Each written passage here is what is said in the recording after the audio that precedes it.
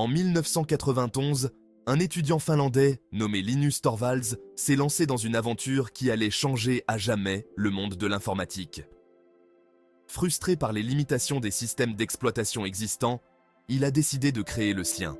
Il ne s'agissait pas simplement d'un autre système d'exploitation, c'était Linux, un système d'exploitation libre et open source fondé sur les principes de collaboration et de communauté. La création de Torvalds, le noyau Linux, constituait le cœur de ce nouveau système d'exploitation. Ce noyau, le cœur du système d'exploitation, gérait la tâche complexe de gestion des ressources du système. Mais un noyau seul ne suffisait pas à faire un système d'exploitation. C'est l'esprit de collaboration du mouvement open source qui a donné vie à Linux.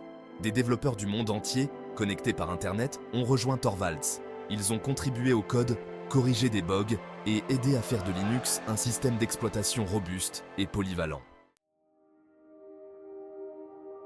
Au milieu de l'essor de Linux, au début des années 1990, une nouvelle distribution a vu le jour, Debian. Fondée en 1993 par Ian Murdoch, Debian s'est distingué par son engagement indéfectible envers les logiciels libres.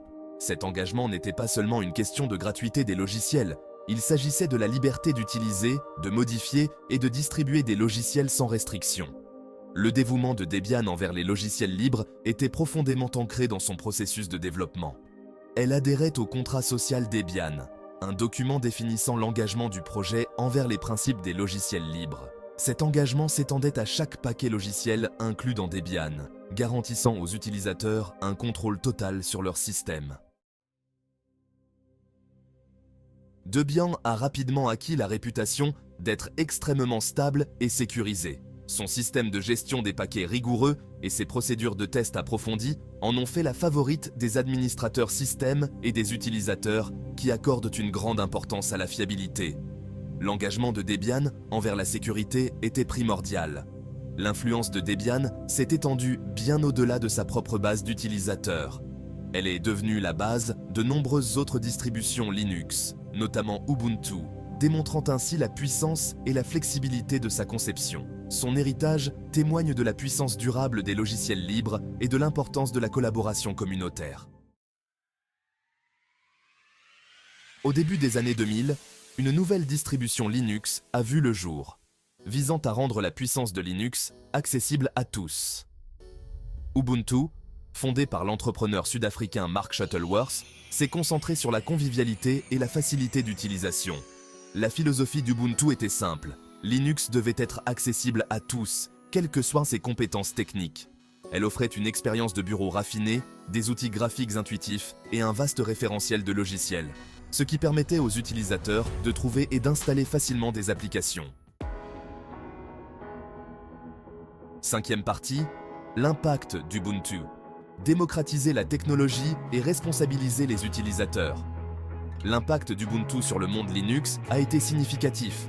Son approche conviviale a attiré une énorme base d'utilisateurs, dont beaucoup découvraient Linux. Cet afflux d'utilisateurs a contribué à briser l'image de Linux comme un système d'exploitation complexe, uniquement adapté aux technophiles.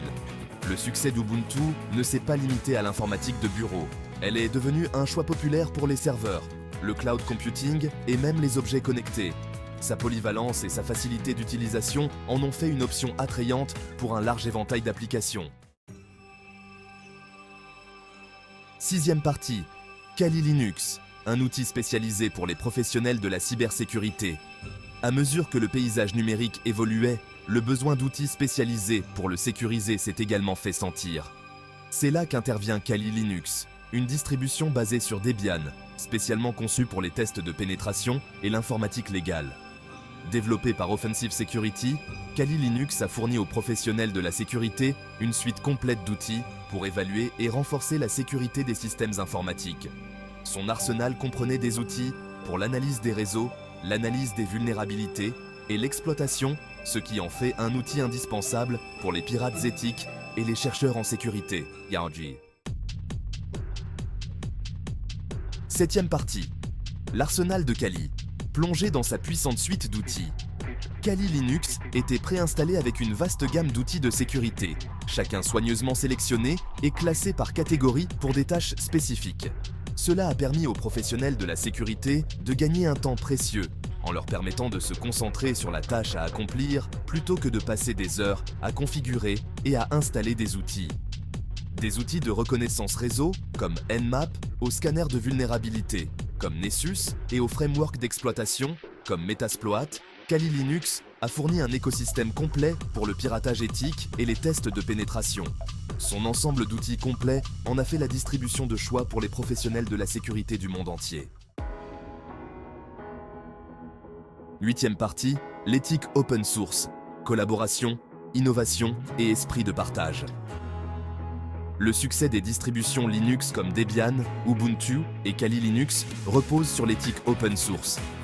Cette philosophie de collaboration, de transparence et de développement communautaire a joué un rôle déterminant dans l'évolution de l'écosystème Linux pour en faire ce qu'il est aujourd'hui.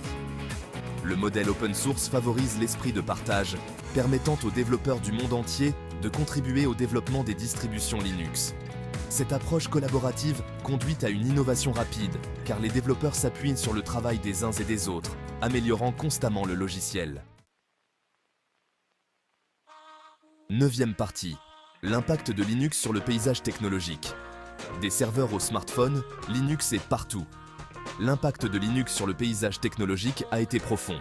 Des serveurs qui alimentent les sites web et les services en ligne au système d'exploitation Android qui équipe des milliards de smartphones, Linux est devenu un élément indispensable de notre monde numérique. Sa stabilité, sa sécurité et sa flexibilité en ont fait le système d'exploitation de choix pour les infrastructures critiques, tandis que sa nature open source a favorisé l'innovation et la concurrence dans le secteur des technologies. 10e partie, l'avenir de Linux. Un aperçu des tendances émergentes et de l'évolution continue du système d'exploitation. L'aventure Linux est loin d'être terminée.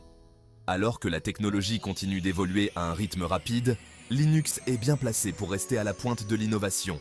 Les tendances émergentes comme le cloud computing, l'edge computing et l'Internet des objets offrent de nouvelles opportunités pour Linux.